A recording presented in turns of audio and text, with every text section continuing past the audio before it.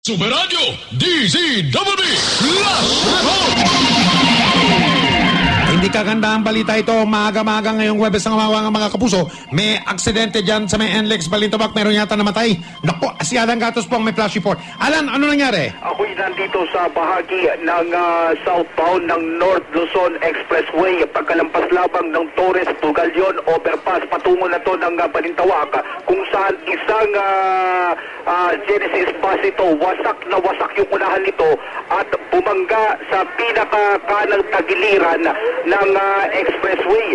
Tinalunan pa nito yung pinaka-drainage system at malayo yung kanyang kinahantungan pagkabangga pa sa may bakod mula dun sa pinangyarihan mismo nung kung saan may mga wasak na mga gamit ay mga ilang metro din ang layo nito bago sumampa sa tagiliran.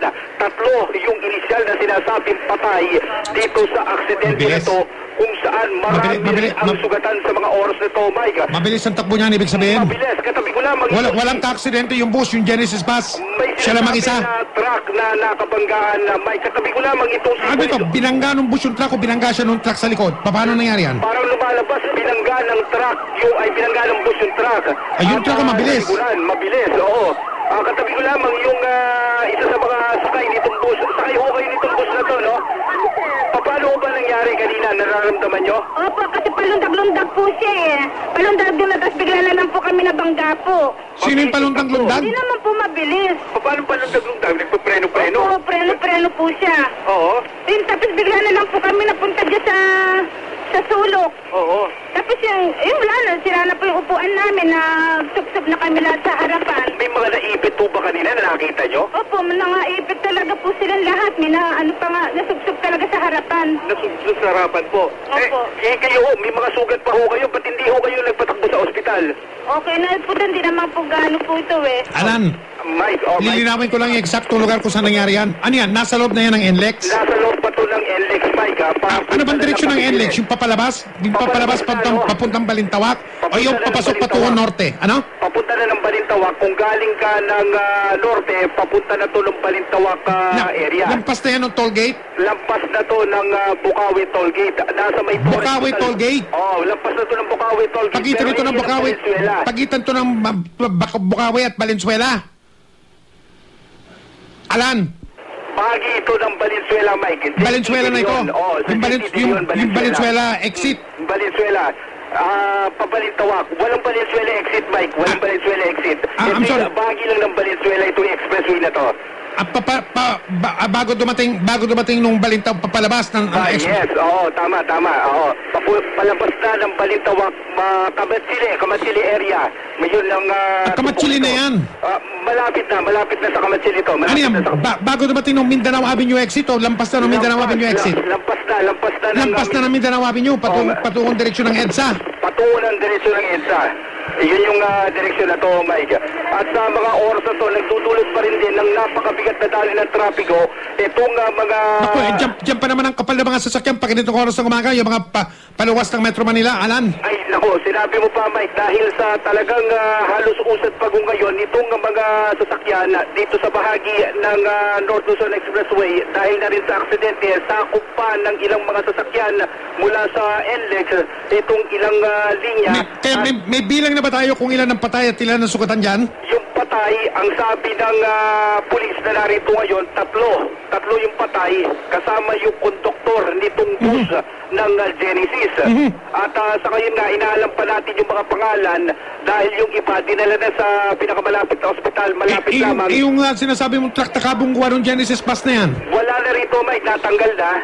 At ang naiwan na lamang dito, itong Genesis, sa mga oras nga na to, umaandar pa yung makina ng bus. Hindi pa napapatay yung makina ng bus, umaandar pa rin hanggang sa mga oras na to. Ano, aircon na bus ba yan o yung ordinary? Aircon na bus, Mike. Aircon na bus na may body number na 81879. 81879. Wasak na wasak itong pinakaunahan nito at talagang matindi, nagkagulo-gulo yung mga upuan sa loob gaya ng kwento at maraming dugo, bakas ng dugo dito sa loob ng bus. Sa mga oras nga ito, patuloy itong isinasagawang inspeksyon ng mga tauhan ng North Luzon Expressway. kaugnay dito sa aksidente na to. Talagang kung titignan mo, alimoy yan, nilambukos na papel yung pinakaharapan nito. Matindi yung pagkakasira. At alamin lang natin mula dito sa Taga-Expressway. Sir, may mga pangalan na ba tayo ng mga patay? So far? Nasa NLEX, nasa ano po, sa EMS na po lahat. Nandito na sa mga rescue unit. Nasa may bahagi raw na rescue unit. Pero abala-abala pa itong mga rescue unit sa mga oras na to. Meron pa ba mga biktima dyan sa pinangyarihan? Yung babae kanina na na-interview ko, yung ale na sugatan to sa may tenga, pero ayaw niya pa umalis eh. Ang sabi niya kasi yung mga gamit niya naiwan pa sa bus, kung kaya't patuloy din. Ito pa, meron pa dito.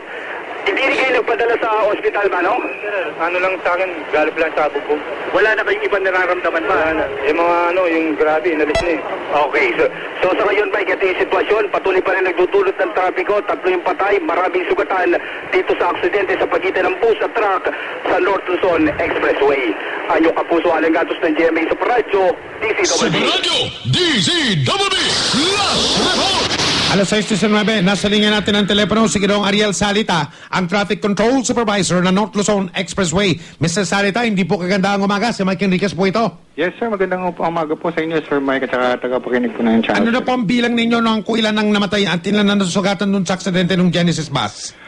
Initial report po sir. Opo, initial lang po ito. Opo, Malinaw po yun. Opo. 3 po yung namatay po at nasa 13 po yung sugatan. 13 sugatan, 3 ang patay. Opo. Opo. Anong oras ba nangyari ito? Alas 4:50 po ng umaga. Alam sir. na ng kamag-anak ng mga biktima yung nangyari?